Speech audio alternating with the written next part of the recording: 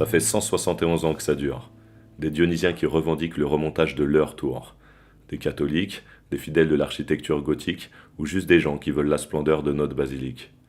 Voilà 4-5 ans que je me suis embarqué avec d'autres dans cette entreprise qui paraissait désespérée. Nous voilà plongés dans la première 3D de notre projet tel qu'on l'avait rêvé. Une étrange tour de guet monumentale, une boutique en bas entre 4 rondelles de métal qui stabilise le belvédère cathédrale. Et voilà l'accès au jardin Pierre de Montreuil à peine modifié. Les archis ont même fait attention aux arbres dans leur 3D. Les barrières vertes de la rotonde des Valois transformées en palissade, faudra qu'on décore ça avec quelques artistes du cru. L'accueil nous plonge directement dans le projet. Une petite billetterie quand même pour payer le spectacle. Les incontournables maquettes sont là. Un morceau d'architecture gothique raconté ici. Cette tour démontée en 1847 et remontée prochainement dans les règles de l'art. Bon, on m'avait annoncé du travail manuel avec les techniques du Moyen-Âge en live, comme à Guédelon. On y va ?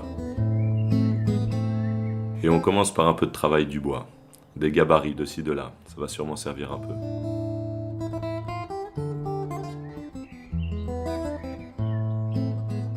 L'incontournable loge des tailleurs de pierre, avec ses 3 spécialités. La découverte en live d'une fabrique de parpaings, moulures, structures.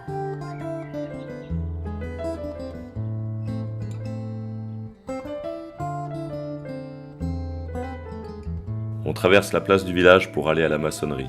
La chaux vive et le plâtre ont pas mal servi à l'époque pour tenir les pierres, mais aussi pour les cercueils qui sont sous nos pieds. Il y a même de quoi se poser pour boire et manger un truc, avec vue sur le reste des pierres de la flèche.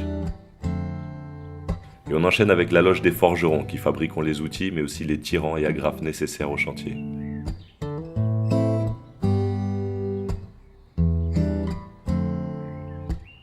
Allez, on finit le tour de la place du village avec une salle pédagogique pour les enfants et pour les autres groupes plus ou moins disciplinés. Tout ça m'a l'air complet et crédible pour reconstruire la flèche en bonne et due forme. Allons prendre un peu de hauteur. Une vue plongeante sur la vie du chantier et le jardin médiéval. Première partie de l'immersion dans le chantier est réussie. Ah ouais, le chevet de la basilique est imposant comme jamais. L'ascension le long de la façade nord à 2 mètres du monument s'engage. Et nous voilà à surplomber le portail des Valois. On peut même se poser un peu pour le contempler. La tour belvédère commence à s'imposer sérieusement à la vue.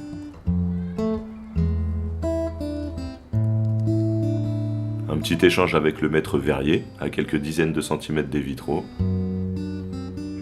Et les entrailles du belvédère s'ouvrent à nous. Une roue à écureuil pour lever les pierres vers le chantier, clin d'œil aux outils et techniques du Moyen-Âge, en plus sécure quand même. Allez, on monte.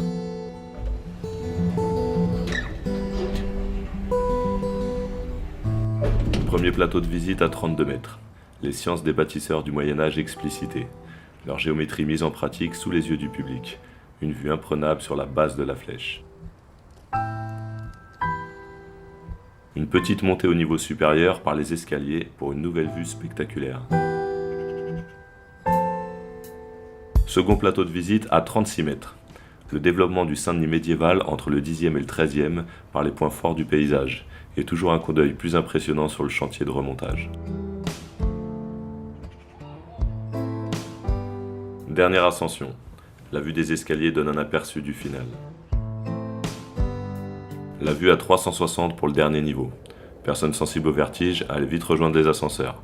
Pour les autres, profitez, jetez donc un coup d'œil à la tour Eiffel. Une ouverture sur le ciel pour une découverte unique de l'astrologie au Moyen-Âge.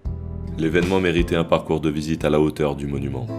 On aurait sûrement réconcilié Debray et Viollet-le-Duc avec notre idée. La belle aventure commence sérieusement à avoir un visage.